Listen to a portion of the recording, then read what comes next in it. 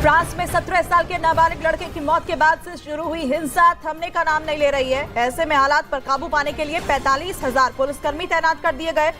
इसके साथ ही सड़कों पर कई बख्तरबंद गाड़ियों की भी तैनाती की गई। फ्रांस में हिंसा भड़काने के आरोप में अब तक 1300 से ज्यादा लोगों को गिरफ्तार कर लिया गया, लेकिन इसके बावजूद अब भी फ्रांस के कई हिस्सों में आगजनी और लूट की घटनाएं सामने आ रही हैं। यहाँ बख्तरबंद गाड़ियों की तैनाती की गई है। 1300 से ज्यादा लोगों को गिरफ्तार किया गया है, लेकिन अब भी हिंसा रुकने का नाम नहीं ले रही है। फ्रांस में कई जगहों पर हिंसा जारी है।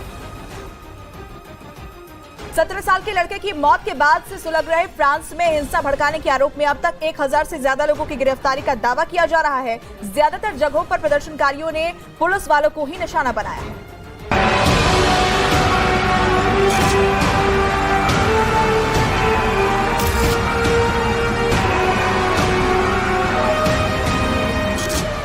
करीब 100 घंटे का वक्त पूरा होने वाला है, लेकिन फ्रांस में जारी फसाद का अंत अब तक नहीं दिख रहा है। प्रदर्शनकारियों के आगे पुलिस कमजोर दिख रही है। फ्रांस की मीडिया का दावा है कि इन झड़पों में करीब 300 पुलिस वाले गंभीर रूप से घायल हो गए हैं।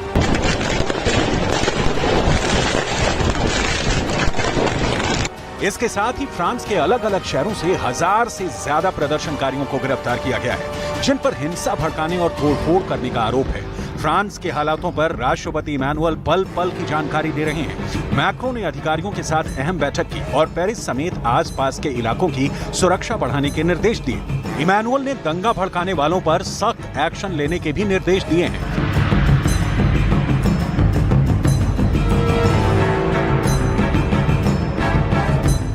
नाबालिग अल्जीरियाई मूल के मुस्लिम परिवार का बताया जा रहा है, इसलिए इस घटना के बाद वहां मुस्लिम समुदाय के लोगों का गुस्सा ज्यादा है। इस घटना को फ्रांस में लंबे वक्त से पनप रहे धार्मिक असंतोष से जोड़कर भी देखा जा रहा है।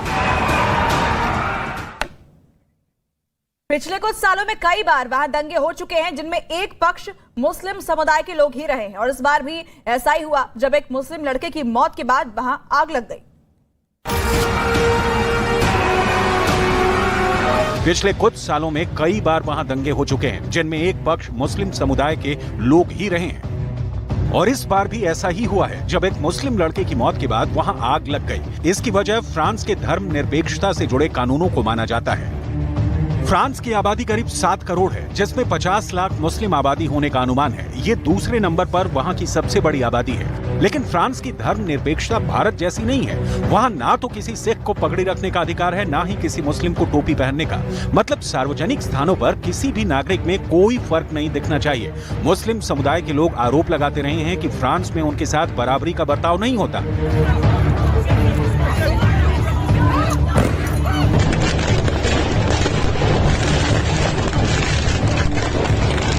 दावा है कि जिस पुलिसकर्मी की गोली से नाबालिग की मौत हुई, उसने मरने वाले लड़के के परिवार से माफी मांग ली है। वो पुलिसकर्मी हिरासत में है, और उसके वकील ने बताया कि जब वो पुलिसकर्मी से मिला तो उसका पहला और आखिरी शब्द सॉरी था। वकील ने ये भी जानकारी दी कि वो पुलिसकर्मी 17 साल के उस लड़के को मारना नहीं चाहता था, इसलिए वो बहुत ज्यादा दुखी है। दावा है कि 2 पुलिस वाले नाबालिग की कार को रोककर उससे कुछ बातें कर रहे थे। नाबालिग ही गाड़ी चला रहा था। उस घटना के वीडियो में एक पुलिस वाला उस नाबालिग पर पिस्तौल ताने हुए भी नजर आया था। इसी दौरान नाबालिग ने गाड़ी भगा दी थी और पुलिस वाले ने गोली चला दी थी, जिससे उस लड़के की सड़क पर ही मौत हो गई।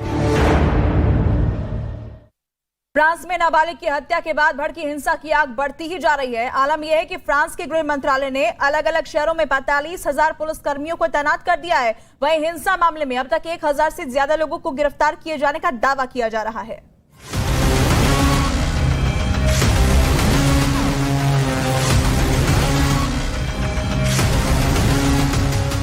फ्रांस में भड़की आग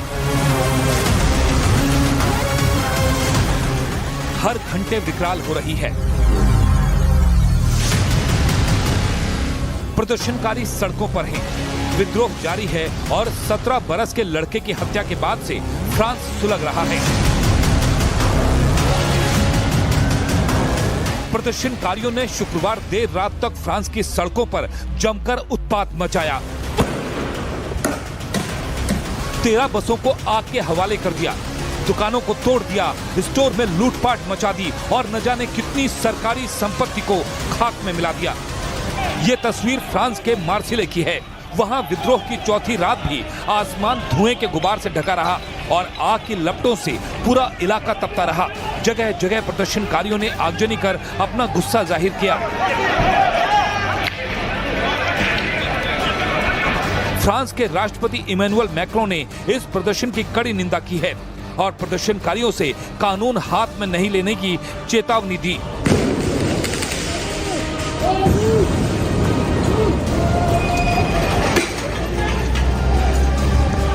Il y a une instrumentalisation inacceptable de la mort d'un adolescent que nous déplorons tous, alors que la période devrait être au recueillement et au respect.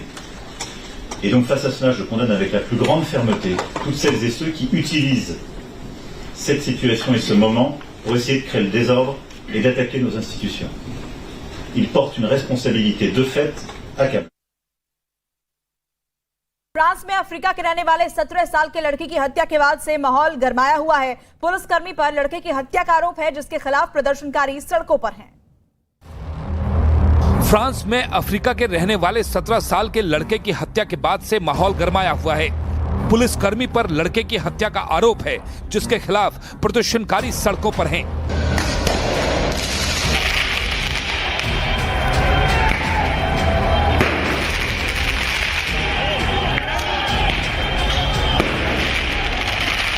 विद्रोह कितना जबर है, इसका अंदाजा आप इस बात से ही लगाइए कि फ्रांस के राष्ट्रपति इन 4 दिनों में 2 बार इमरजेंसी बैठक बुला चुके हैं और पल पल की खुद जानकारी ले रहे हैं। Vivent dans la rue les jeux vidéo qui les ont intoxiqués. Là aussi, la loi a prévu, compris ces derniers mois, des changements et l'exercice d'un contrôle parental qu'il convient de faire pleinement respecter. Mais nous prendrons dans les prochaines heures, nous avons commencé à l'organiser, plusieurs dispositions. D'abord, en lien avec ces plateformes, d'organiser le retrait des contenus les plus sensibles. France के गृह मंत्री Gerald डरमेनिन के मुताबिक France में हालात पर काबू पाने के लिए 45,000 पुलिसकर्मियों की तैनाती की गई है। इनमें पुलिस और अर्धसैनिक बल दोनों की इकाइयां शामिल हैं। गेराल्ड के मुताबिक अगले कुछ घंटे काफी निर्णायक होंगे। हिंसा मामले में अब तक 1,000 से ज्यादा लोगों को गिरफ्तार किया जा चुका है। वहीं 300 से ज्यादा पुलिस और दमकल कर्मियों के जख्मी होने की खबर है। प्रदर्शन की आड़ में फ्रांस के बड़े बड़े स्टोर्स में लूटपाट की जा रही है, ये जानकारी भी सामने आई है। प्रदर्शन की आड़ में फ्रांस के बड़े बड़े स्टोर्स में लूटपाट की जा रही है। तस्वीर लियोन की है। वहां प्रदर्शनकारियों को ना ही पुलिस का और ना ही लॉ एंड ऑर्डर वाले सिस्टम का कोई डर सता रहा है।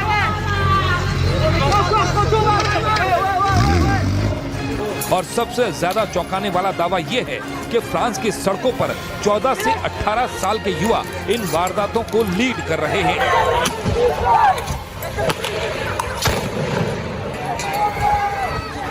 प्रदर्शनकारियों ने 2024 ओलंपिक के लिए बन रहे निर्माणाधीन स्विमिंग पूल तक को फूंक दिया और पेरिस के 13वें अधिवेशन के पास आग लगा दी। फ्रांस में प्रदर्शनकारियों में गुस्सा बढ़ता जा रहा है। गुस्साए लोगों ने फ्रांस के राष्ट्रपति इमैनुअल मैक्रों की शांति बनाए रखने की अपील को भी नहीं माना। इमैनुअल मैक्रों ने गोली मारने की घटना को गलत बताया और इस मुद्दे पर कैबिनेट बैठक कर कई अहम फैसले भी लिए।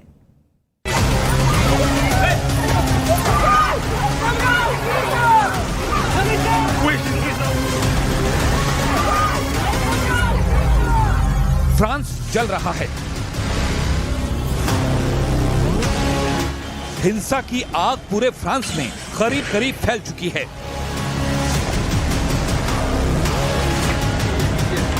पुलिस के विरोध में प्रदर्शनकारी सड़कों पर उतरे हैं। राष्ट्रपति इमैनुअल मैक्रों की अपील के बाद भी फ्रांस में बवाल नहीं थमा।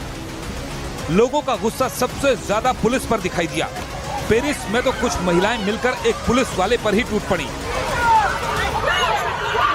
ये देखकर उसका साथी उसे बचाने पहुंचा, लेकिन हाथापाई कर रही महिलाओं ने उसे धक्का दे दिया, जिसके बाद पुलिस उन्हें पकड़ने लगी, जिस पर उनका पारा और चढ़ गया। गुस्से में तमतमाई उन महिलाओं को वहां से खदेड़ने के लिए पुलिस ने आंसू गैस के गोले दाग दिए, लेकिन इस पर भी वो शांत नहीं हुई। तभी उनका साथ देने कई और प्रदर्शनकारी वहां पहुंच गए और फिर उन लोगों ने पुलिस पर पत्थरबाजी शुरू कर दी।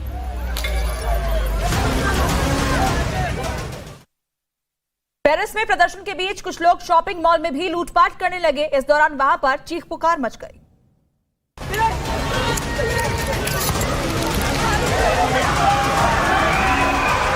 प्रदर्शन के बीच कुछ लोग दौड़ते हुए एक शॉपिंग मॉल में दाखिल हो गए। ये देखकर वहां चीख पुकार मच गई।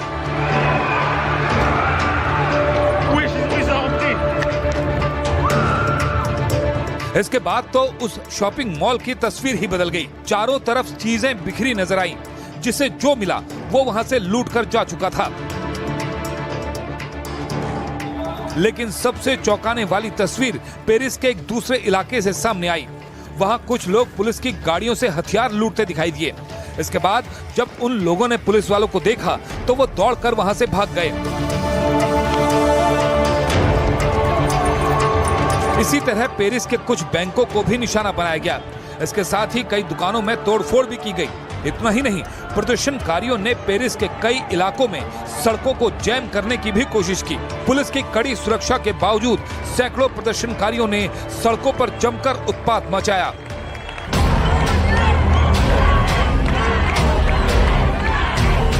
प्रदर्शनकारियों ने और एक इलाके में सड़क के बीचों बीच एक बस को खड़ी कर उसमें आग लगा दी।